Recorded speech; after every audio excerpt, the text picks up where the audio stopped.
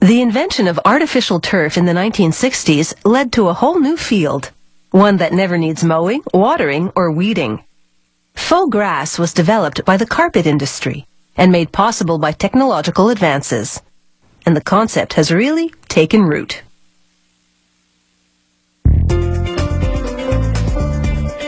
Synthetic turf has changed the landscape of professional sports. You see it in stadiums, arenas, and training fields around the world. It all starts with bags of white plastic pellets. This is the base material for the turf.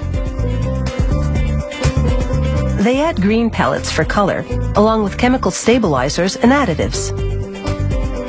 Equipment melts and extrudes the plastic through a steel plate with holes in it. This creates strands of green.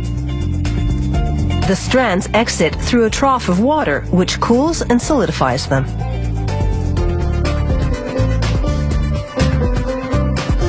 Machinery pulls the strands through an enormous comb to keep them separated as they head to the next station. Here, rollers stretch the strands until they become as thin as real grass. The stretching also strengthens them.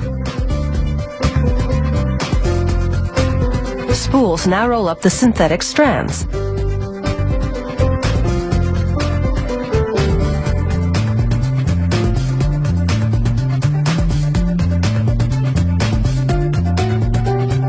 Once a spool is full, they remove it. Next, they unwind several spools at a time.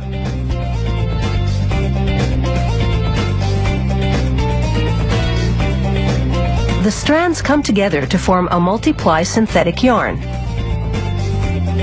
The yarn travels over guides. This keeps it from slackening as a big spool winds it up.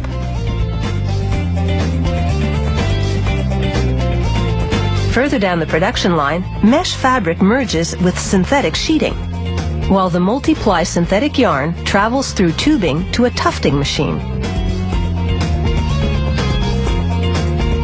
The tufting machine is a giant sewing machine. It has up to 250 needles. These needles hook the yarn through the meshed synthetic sheeting. They make hundreds of rows of stitches per minute.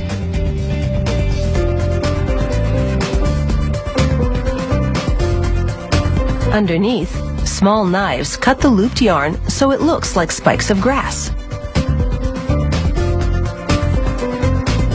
As you can see, this process is a whole lot faster than waiting for grass to grow.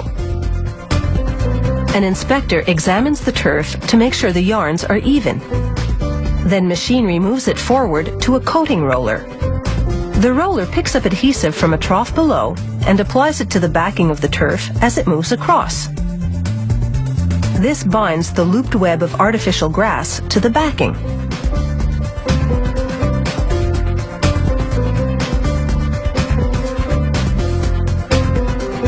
The adhesive is a bit gooey at this point and needs to be dried. The dryer is partly open air and partly enclosed.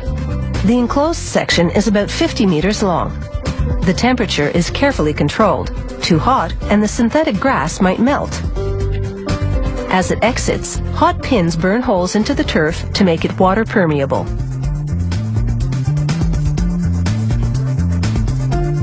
Now they check to make sure this grass looks good on the surface.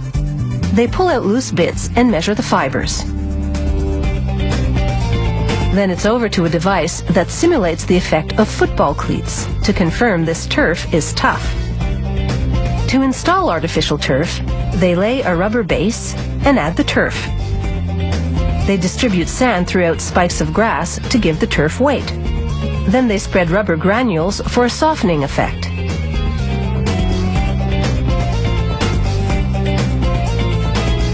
But some turf is more carpet-like, no fillers needed. You're more likely to see that in floor hockey arenas. It's time to wrap up this turf job and toss a few balls around.